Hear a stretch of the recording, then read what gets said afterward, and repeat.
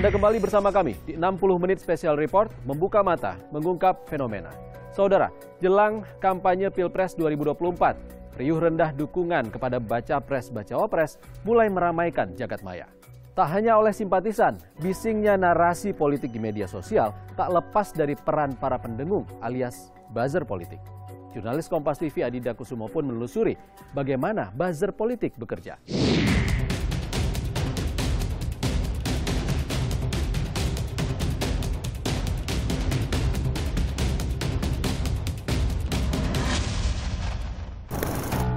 Saling komentar, mengkritisi dan adu narasi antar warganet terkait capres dan cawapres ramai di media sosial.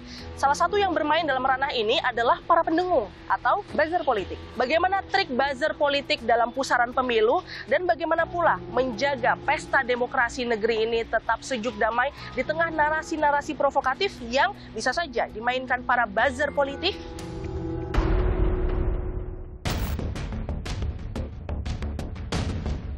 Dinamika pemilu 2024 semakin bergejolak. 3 pekan jelang masa kampanye Pilpres, ketiga pasang Capres-Cawapres, Anies Baswedan Muhaimin Iskandar, Ganjar Pranowo Mahfud MD, dan Prabowo Subianto Gibran Rakabuming Raka ramai diperbincangkan. Saling serang dan kritik di dunia maya pun jadi makanan sehari-hari warganet. Menjatuhkan lawan, membela habis-habisan demi tingkatkan popularitas paslon jagoan membuat riuh media sosial. Andri bukan nama sebenarnya, adalah satu dari jutaan warganet yang turut meramaikan dunia siber jelang pemilu. Melalui sambungan telepon, Andri bercerita ia awalnya aktif mendukung salah satu paslon pilihannya di Pilpres 2014 lalu secara sukarela. Andri menyebut tidak menemukan wadah untuk menyalurkan opini dan dukungan, jadi alasan ia memilih media sosial.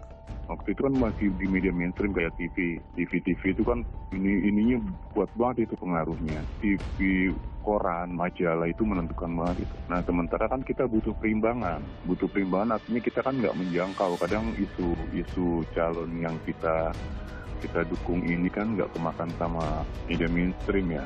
Nah itu kemudian kita mulai dan di situ udah mulai geliat rame di Twitter, saling balas dan tweet war udah mulai itu. Nah dari situlah mulainya, dari situ kita kemudian punya kesepakatan sih nikmatin aja awalnya. Saya juga punya profesi lain gitu loh, teman-teman juga punya profesi lain, bahkan ada yang di PNS. Aktivitas Andri di media sosial saat itu rupanya tak luput dari radar tim sukses paslon yang ia dukung. Gayung bersambut, Andri lantas mendapatkan tawaran untuk menyusun hingga memproduksi narasi dan konten politik. Bersama teman-temannya yang berlatar pendidikan politik, Andri membangun sistem memainkan isu politik di ranah digital. Kita punya plannya A, B, C, D, kita sodorin. Sini oke nggak? Oh yang C jangan deh, yang A boleh. Nah nanti ada media monitoringnya sendiri sejauh mana si B itu berhasil gitu loh. Sejauh mana isu yang kita mainkan itu dimakan. Namun, Andri menolak jika dirinya disebut buzzer. Menurut Andri, ia adalah pegiat media sosial yang kebetulan simpatisan salah satu paslon Pilpres. Sejak awal, ia sudah menentukan pilihan politiknya dan aktivitas memproduksi narasi dan konten di media sosial murni didasari pilihan politiknya tersebut. Andri mengklaim tak pernah gunakan hoax dan kampanye hitam saat berperan sebagai simpatisan dan pegiat media sosial. Pegiat sosial media belum tentu buzzer. Kalau buzzer udah pasti pegiat sosial media. Diusahakan tuh buzzer itu berisik aja, cuma nggak ketahuan kita pendukung siapa gitu loh. Kalau ada buzzer yang lain untuk menyebarkan hoax, itu bukan kami gitu loh. Black campaign nggak, cuma negatif campaign iya. Karena kan kita harus melatih pendidikan politik ke masyarakat juga. Kalau calon ini begini gitu loh. Kini jelang masa kampanye Pilpres 2024, Andri tengah menyusun strategi guna menggaungkan isu-isu politik yang menguntungkan capres-cawapres pilihannya kali ini. Andri dan teman-teman sesama pendukung paslon pun menyesuaikan konten dan narasi sesuai perkembangan media sosial. Saat ini, media sosial TikTok menjadi primadona baru untuk mempopulerkan suatu isu. Masyarakat kalangan menengah ke bawah lah yang jadi incaran utama. Cuma kalau di TikTok itu nggak bisa. Kalau di TikTok itu masyarakat, kita targetnya ke masyarakat menengah yang pengen fresh from Japan aja. Informasinya dilihat sambil tiduran, sambil dengerin, sambil lihat videonya lucu-lucuan gitu aja. Benamkan, tenggelamkan partai tertentu ya. Sampai sekarang ponakan-ponakan saya umur 7 tahun udah tahu kok. Karena TikTok. Aksi Andri dan kawan-kawannya sebagai simpatisan dan pegiat media sosial bukan kerja cuma-cuma. Ia mengaku mendapatkan penghasilan tambahan hingga jutaan rupiah dengan memproduksi, menyebarkan, dan mengelola narasi serta konten politik di media sosial. Kita nggak melekat ke partai politik tertentu ya. Nah, orang yang bayar kita itu yang melekat ke partai politik tertentu. Ya harus dia sendiri mantau kok. Oh, bagus nih isunya main. Oh, jangan isu yang ini ya. Itu aja, dia nggak pernah ngasih target harus ini. Cuma kalau namanya buzzer kan dari kata buzznya berisik aja gitu. Meski menolak sebutan buzzer politik, aksi giat media sosial yang dilakukan Andri dan kawan-kawannya berkaitan dengan aktivitas mendengungkan isu atau narasi. Penelitian Drone Emprit, lembaga yang menganalisa data dan percakapan di media sosial menyebut, mempopulerkan isu dengan mendengungkan konten atau narasi di media sosial masuk ciri-ciri buzzer politik. Konten atau narasi politik disampaikan berulang-ulang agar lebih luas teramplifikasi dan ramai berdengung di media sosial. Selain itu, konten atau narasi politik oleh para buzzer bersifat terkoordinir berdasarkan agenda setting. Konten atau narasi yang disebar oleh buzzer politik umumnya disertai tagar dan diunggah pada waktu tertentu. Sebagian besar akun buzzer politik pun bersifat anonim, yakni tanpa identitas atau tak menggunakan identitas sebenarnya. Guna membuat konten atau narasi semakin ramai berdengung di media sosial, sejumlah buzzer politik pun menggunakan mesin atau bot agar isu tertentu menjadi trending topic.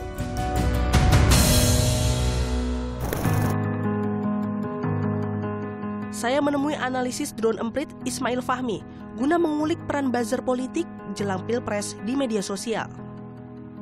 Ismail mengamati kerja para buzzer politik semakin menguat jelang masa kampanye pemilu 2024. Cara-cara buzzer politik pun beragam. Ada yang murni mendengungkan narasi positif, ada pula narasi negatif non-provokatif agar kontroversial dan viral di media sosial. Yang namanya buzzer politik kerjanya cuma dua, mempromosikan atau menjatuhkan. Ada yang dia membangun persona ya, persona yang mempromot yang baik-baik saja, programnya, gagasannya, idenya, dia nggak pakai menyerang. Ya, dia menampilkan sesuatu yang sifatnya lebih positif terkait dengan calonnya gitu. Ada juga buzzer yang main hajar, terjadilah namanya flame war. Ya, antar buzzer mereka membangun narasi, saling serang, dan itu kadang perlu keahlian khusus untuk masing-masing ini. Algoritma viralitas di media sosial itu adalah algoritma yang mengikuti sesuatu yang sifatnya kontroversial. Sehingga buzzer-buzzer ini berusaha mencari isu-isu yang kontroversial. Isu yang kontroversial tapi menguntungkan calonnya, dia akan angkat sehingga jadi viral. Ismail menyebut fenomena buzzer politik kini tak ubahnya seperti bisnis. Tak dipungkiri, ada cuan mengalir dari distribusi konten melalui media sosial yang sistematis. Nah, buzzer ini bisa dibayar, nggak dibayar lah. Kemudian dia bisa nyusun strateginya, dia bikin kontennya. Setiap hari dibuat terus-menerus, sehingga seperti industri. Ini seperti udah industri aja tuh setiap hari. Narasinya apa, strateginya apa, kontennya seperti apa, di-share. Hari berikutnya mulai lagi dan seterusnya. Nah, ini kemudian akan membombardir media sosial kita. Pemilu 2024 akan menjadi momentum ketiga kalinya eksistensi buzzer politik di media sosial meramaikan pemilihan presiden di Indonesia. Ruang digital pun semakin luas sebab pengguna internet dan media sosial terus meningkat. Survei Asosiasi Penyelenggara Jasa Internet Indonesia mencatat pengguna internet di negeri ini bertambah hingga lebih dari 44 juta orang sejak tahun 2018 lalu. Pada 2023, jumlahnya lebih dari 215 juta orang atau setara dengan 78% dari total populasi di negeri ini. Sedangkan laporan dari We Are Social menunjukkan jumlah pengguna aktif media sosial di Indonesia sebanyak 160 juta orang pada Januari 2023. Jumlah ini setara dengan 60% total populasi di dalam negeri. Lantas bagaimana hal ini akan berdampak pada Pilpres 2024 mendatang? Berkaca pada Pilpres 2019 lalu, eksistensi buzzer politik menjadi penyebab polarisasi di tengah masyarakat. Survei Litbang Kompas menunjukkan, masyarakat bahkan menilai buzzer politik yang provokatif jadi faktor utama pemicu polarisasi jelang pemilu. Anggota Dewan Pembina Perkumpulan untuk Pemilu dan Demokrasi Perludem, Titi Anggraini menilai, polarisasi masyarakat berisiko kuat kembali terjadi pada pesta demokrasi tahun 2024. Seperti Pilpres 2019 lalu, polarisasi ini bisa jadi diwarnai misinformasi yang berujung penyebaran hoax. Yang paling bahaya itu adalah ketika yang disebarluaskan adalah informasi bohong. Dan di tengah masyarakat, walaupun ada 3 pasangan calon, ini dikotominya kan sangat nampak, sangat nyata di antara anggota masyarakat kita. Di putaran kedua itu tensinya akan lebih besar lagi. Tensinya akan lebih kuat, begitu ya, persaingan akan lebih mengerucut. Dan di situ pasti buzzer akan bermain. Dan selalu ada kemudian pembenaran-pembenaran bahwa itu adalah bentuk kesukarelawanan, bentuk partisipasi politik aktif dari warga. Hoax, ujaran kebencian, hingga kampanye hitam yang didengungkan para buzzer politik di jagat maya berpotensi polarisasi. Lalu apa komitmen para peserta pemilu untuk menangkal disinformasi? 60 menit special report, segera kembali. Sudahlah mereka bermain di ruang-ruang yang tidak akuntabel, pendanaannya pun itu tidak mampu diakses transparansi dan akuntabilitasnya oleh publik, begitu.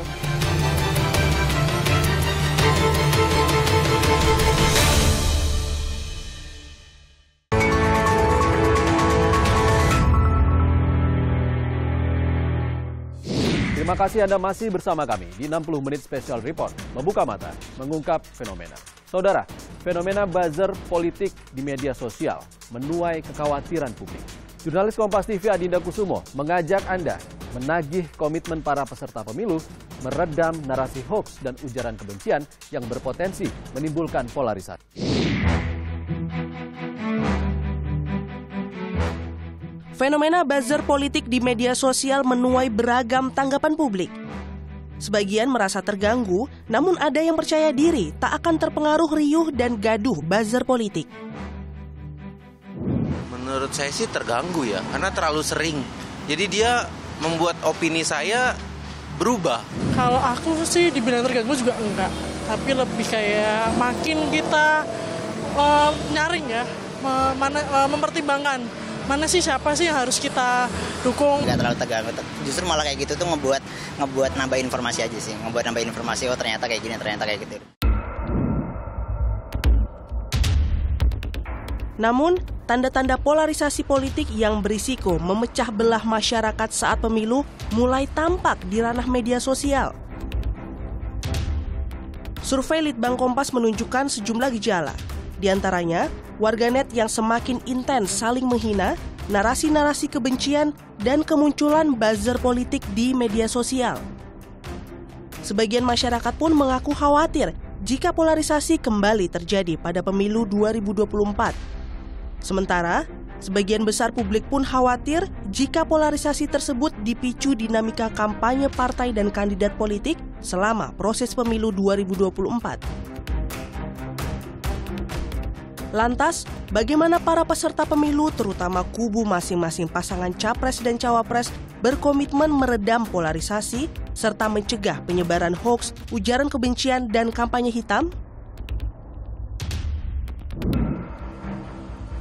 Anggota tim media sosial pasangan Ganjar Mahfud, Mas Jopre, menyatakan kekuatan data menjadi strategi andalan. Mas Jo menyebut paparan data akan menjadi bagian dari narasi guna melawan hoax atau berita bohong terhadap paslon Ganjar Mahfud. Yang bisa kita sampaikan kepada teman-teman di sosial media, terutama para pendukung Ganjar dan Prof. Mahfud ini adalah yang pertama, mendapatkan hoax jangan kemudian disebar. cukup selesai di situ dulu, ya kan? Lalu kita buatkan counternya. Hoax itu hanya bisa di-counter dengan data. Kita siapkan narasi yang baik, kita siapkan data yang benar untuk meng-counter hoax itu. Dan kita yakin ini nggak akan berhenti bahkan sampai pencoblosan sekalipun. Mas Jopre menambahkan akan melaporkan akun kepada platform media sosial hingga menempuh jalur hukum jika menemukan konten hoax, ujaran kebencian, dan kampanye hitam. Teman-teman yang ada di sosial media sudah punya mekanisme ya untuk mereport secara online dulu supaya akun itu di-take down dan sebagainya. Nah, kalau itu tidak anonim, itu benar figurnya ada, ya itu mungkin tim atau kuasa hukum dan sebagainya bisa menindaklanjuti. Sementara itu, tim Anies Muhaimin mengajak publik ikut menyaring informasi capres-cawapres di media sosial guna mencegah masyarakat terpengaruh isu-isu liar yang provokatif selama proses pemilu.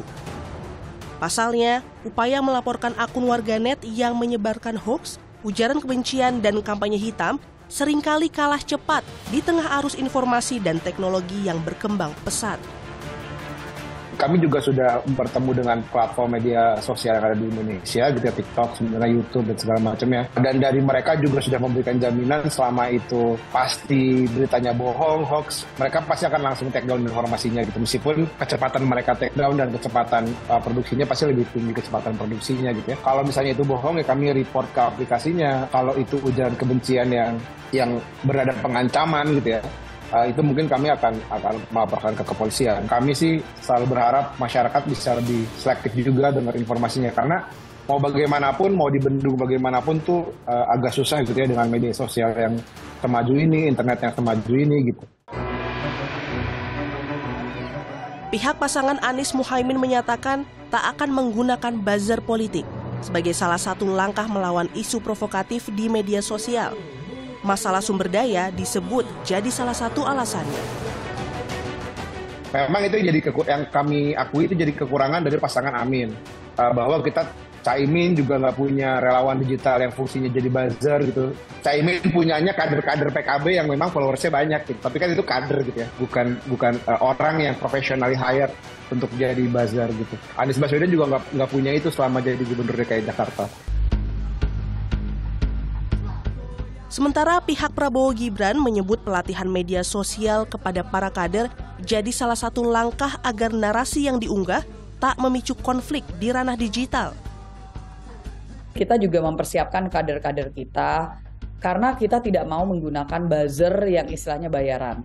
Jadi kita sangat percaya dengan kekuatan organik kita.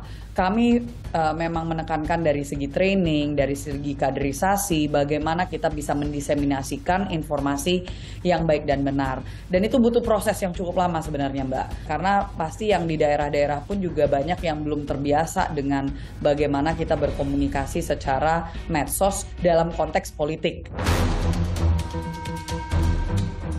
Pihak Prabowo Gibran pun memastikan tak ada relawan dan simpatisan yang akan menjadi dalang polarisasi politik di media sosial. Nggak mungkin juga ya kita melaporkan tim kita sendiri. Itu saya rasa omong kosong dari kubu manapun. Ya, omong kosong dari kubu manapun. Saya lebih menekankan bahwa kalau mereka menyebut diri mereka betul-betul pendukung Prabowo Gibran, akan nurut dengan apa yang sudah menjadi perintah dari Pak Prabowo dan dari Mas Gibran. Jelang pemilu 2024, berita bohong atau hoax pun semakin marak. Kementerian Komunikasi dan Informatika mencatat 51 hoax politik bertebaran di media sosial sepanjang tahun 2022.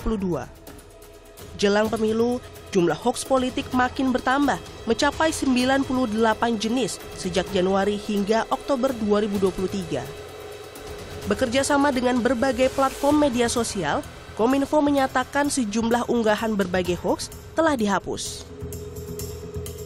Namun perkembangan teknologi yang pesat dan semakin canggih menimbulkan ancaman baru dalam penyebaran berita bohong, ujaran kebencian, dan kampanye hitam selama pemilu. Penyalahgunaan rekayasa kecerdasan buatan atau artificial intelligence kini jadi sorotan. Video Presiden Joko Widodo fasih berbahasa Mandarin yang tersebar dan viral di media sosial misalnya. Kominfo memprediksi cara-cara ini bisa saja digunakan pihak tak bertanggung jawab selama masa pemilu 2024. Salah satu bentuk antisipasi yang kita lakukan adalah kita berbicara dengan platform digital, ya, agar mereka bagus kalau bisa menciptakan teknologi yang bisa mencegah deepfake atau setidaknya mendeteksi secara lebih cepat. Kabarnya Google sudah mengembangkan satu teknologi yang bisa mengidentifikasi secara cepat deepfake. Saya kira bagus kalau ini nanti dipakai oleh platform tersebut ya untuk mengurangi peredaran hoax atau deepfake itu di media sosial, terutama menjelang pemilu 2024. Lantas bagaimana penindakan terhadap buzzer politik nakal menyebarkan narasi dan konten provokatif di media sosial? Yang dipersoalkan kalau dia membuzzerkan yang negatif, kan begitu. Ya kalau dia negatif, misalnya hoax tadi itu atau deepfake, baru bisa kita persoalkan kontennya. Dalam konteks pemilu ya sampai hari ini yang kita take down adalah kontennya. Akunnya belum ada, dan bisa tidak akunnya diblokir? Bisa, ya bisa saja. Kalau akun itu memang kita identifikasi sudah melakukan pelanggaran hukum. Ya, artinya dia aktor utamanya, dia pembuatnya, begitu. Kendati demikian, Indonesia belum memiliki instrumen hukum khusus guna menindak para buzzer politik yang terbukti menyebarkan hoax, ujaran kebencian, dan kampanye hitam. Regulasi kita soal buzzer sangat lemah, karena buzzer ini kan bermain di ruang-ruang non-formal. Non-formal dalam artian mereka mayoritas tidak terdata sebagai tim kampanye resmi, selalu menggunakan klaim bahwa itu adalah bentuk dukungan personal, simpati, atau kemudian